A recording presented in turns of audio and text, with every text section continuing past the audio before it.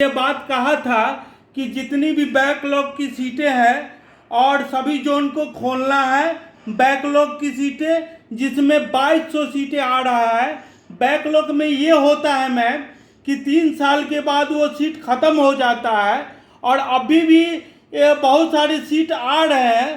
तो अभी तक बैकलॉग की सीटें क्यों दिव्यांगों के लिए नहीं खोला गया है? क्या 4% जो आरक्षण दिव्यांगों को दिया जाता है वो फुलफिल किया जाएगा कि नहीं?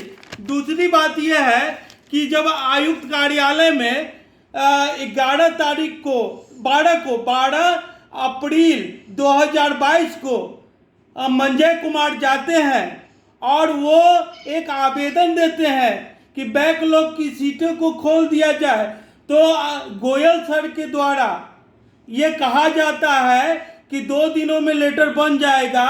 अभी तक लेटर नहीं बना है और दिल्ली सीसीपीटी के कार्यालय में फ़ोन लगाते लगाते कोई भी बच्चा परेशान हो जाता है, लेकिन फ़ोन नहीं उठता है। ईमेल पर कोई भी चीज़ जाता है तो ईमेल पर सही से जानकारी नहीं आ पाती है। तो ये बता दीजिए कि आयुक्त मैडम के ऑर्डर का भी पालन कहाँ हुआ है? इतना पॉइंट हमारा है और इस पर स्पष्टीकरण चाहते हैं हम सामाजिक कल्याण अधिकारिता मंत्रालय से, और हम चाहते हैं इस पर स्पष्टीकरण रेलवे बोर्ड से, ताकि दिव्यांगों के साथ न्याय हो सके। हो गया आपका?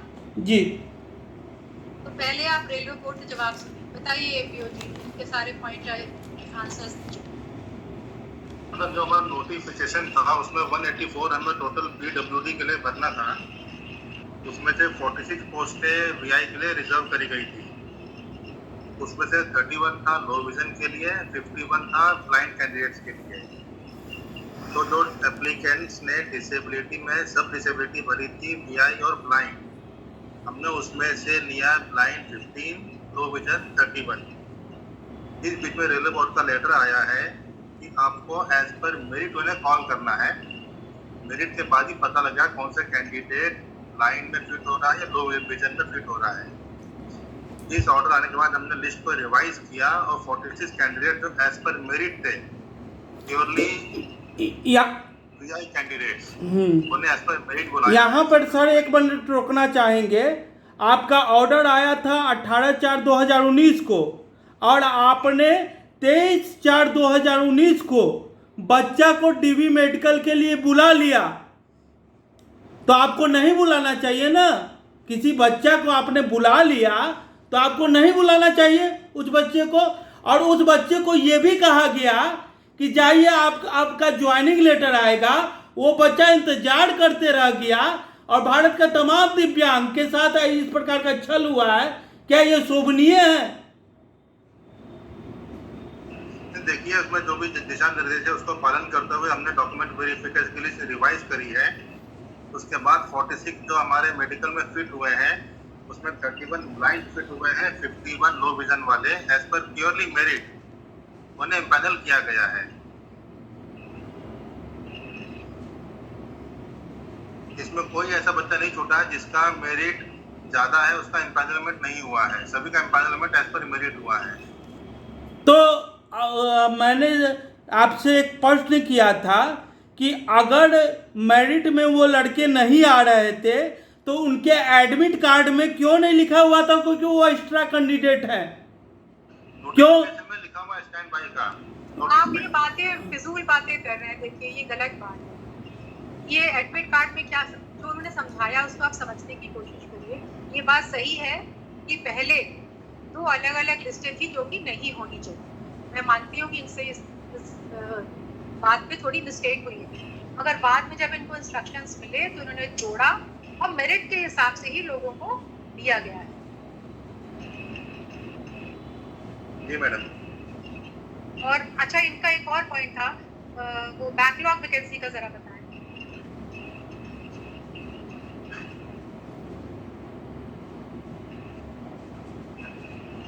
जो इसमें भी बैकलॉग तो वीआई में कोई नहीं पूरा भर चुका है। बैकलॉग नहीं है कोई वीआई में? वीआई में अभी तो पूरा भर चुका, 46 का 46। सौरभ कुमार जी, और कुछ पूछना है आपको? मैडम मेरा सवाल था बैकलॉग वाला, एक बार फिर से रिपीट करना चाहेंगे कि मैडम ने सभी बोर्डों को यह आदेश दिया था कि आप अपने बैकलॉग की सीटों को खोलें और लड़के को दोबारा से चांस दें। और ये लेटर पास हुए, आयुक्त महोदय ने ये लेटर पास किया था हर जोन को, हर डिपार्टमेंट को। रेलवे ने अभी तक बैकलॉग की सीटें काहे नहीं खोला है? और क्यों जो दिव्यांग है आज भी त्राहिमाम कर रहे हैं? आप लोगों ने क्यों नहीं खोला बैकलॉग भाई, बताओ। ये हम नहीं, मैडम ने ये आदेश जारी किया है कि सारा बैकलॉग की सीटें। हाँ, आदेश बिल्कुल ठीक जारी किया है, मगर अगर ये इम्प्लीमेंट नहीं करेंगे तो आपको हाई कोर्ट में जाना पड़ेगा। इस कोर्ट के पास 3 साल में मैम 3 साल में ये सीट खत्म हो जाएगी। तो क्या तभी तो कहा था इन लोगों से। अच्छा, ये एपीओ जी, तो मैडम की बातें हैं, मैडम का आदेश है, उसका भी पालन नहीं होगा। सब चीज के लिए हाई कोर्ट जाना पड़ेगा मैम। जी बिल्कुल। तो अपने ये आयुक्त कार्यालय की क्या भूमिका रह जाएगी मैम, जब हर चीज के लिए जो मैडम ने आदेशित कर दिया है। मैडम बहुत गरिमा वाली पोस्ट पे है और सामाजिक कल्याण अधिकारिता मंत्रालय में है। वो एक डिपार्टमेंट को आदेशित करती है कि इस सीट को खोला जाए और वो भी नहीं खोला जाएगा, तब तो हमारी यह आयुक्त कार्यालय की क्या भूमिका रह जाएगी मैम? अब यही भूमिका है, आपके सामने है। हम रिकमेंडेशन करते हैं, सही बात कहते हैं, और ज्यादातर संस्थाएं उसको इम्प्लीमेंट भी करती हैं। कोई संस्थाएं हैं जो कि नहीं करती। तो मैडम इस पे एक्शन लेना। सामाजिक कल्याण अधिकारिता मंत्रालय में बैठी हुई। नहीं, हमारा जो एक्ट है आरपीडब्ल्यूडी एक्ट 2016, उसके हिसाब से कोर्ट के पास पावर नहीं है कोई एक्शन लेने के लिए। अगर वो मानते नहीं है तो जो ग्रीवेंस जिसकी शिकायत है वो खुद हाई कोर्ट में जाके कह सकता है कि भाई इनका ऑर्डर इम्प्लीमेंट कराया जाए।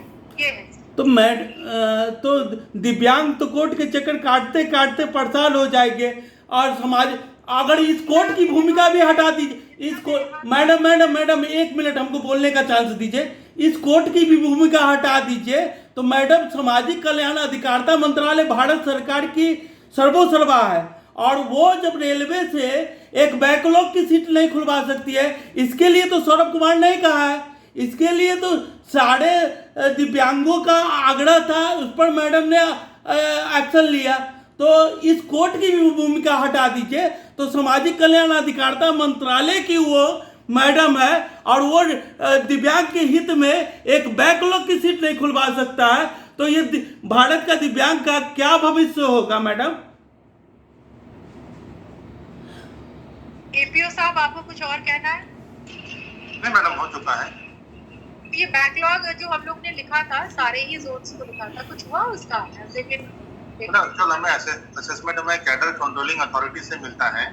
हाँ, हम लोग चेक करवा लेते हैं मैडम बैकलॉग कुछ है क्या। इसको चेक कराओ जरा। जी चेक कराओ जी। ठीक है, ओके। और जहाँ तक आपका सवाल है सौरभ कुमार जी की, सीसीपीडी ऑफिस में कोई फोन नहीं उठाता है। गोयल जी, आप जवाब देना चाहेंगे इसका? मैडम अभी लाइन शिफ्ट हमारी नहीं हुई है, लाइन में अभी काम। गोयल सर मेरे पास, हम जेन्युइन चीज के लिए लड़ते हैं, हमारे डिपार्टमेंट से कोई लड़ाई नहीं है। हम दिव्यांगों को अधिकार दिलाने के लिए लड़ते हैं, निस्वार्थ मन से लड़ते हैं। तो कम से कम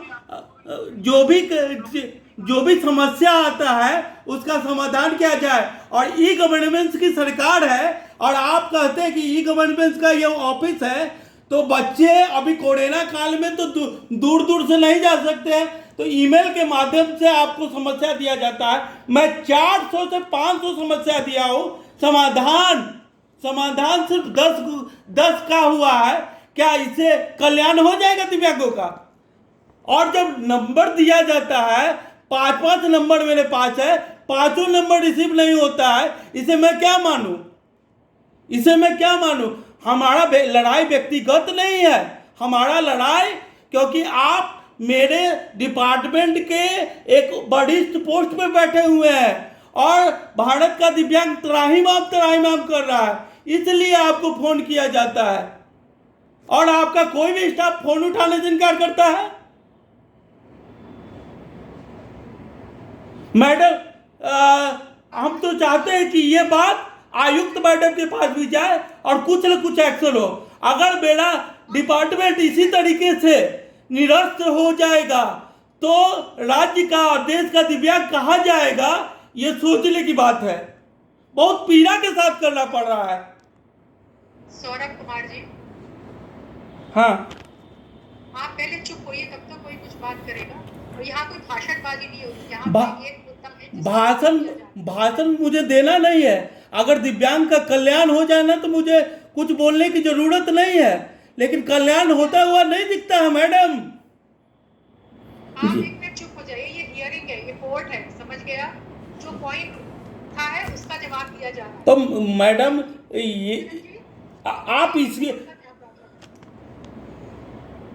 ये सुनने को तैयार नहीं मैडम। एक्चुअली फोन शिफ्ट होने हैं, एमडीएल चिट्ठी लिखी हुई है, वो एक बस में फोन शिफ्ट हो रहा है। यहाँ पे आवाज नहीं आती है, घंटी नहीं बजती है टेलीफोन सीधे की। तो कब तक ठीक हो जाने की संभावना है गोयल जी? मंडे तक हो जाएगा मैडम, मंडे से घंटी बजने लगेगी। सारे फोन चलने लगेंगे? हाँ बिल्कुल मैडम। और अब मैं आयुक्त महोदय से एक और रिक्वेस्ट करूंगा कि मैंने 12 अप्रैल 2022 को एक पत्र दिया है जिसमें गोयल सर ने कहा था कि मैं 2 दिन में लेटर पास करवा दूंगा यही बैकलॉग की सीट।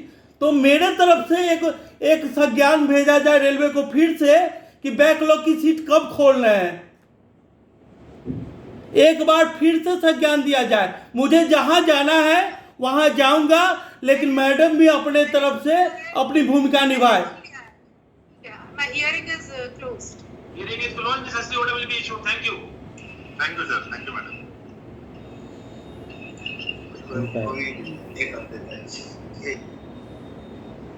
बैकलॉग सीट है तो फंसा हुआ है, जवाब नहीं देता बैकलॉग सीट के नाम पे।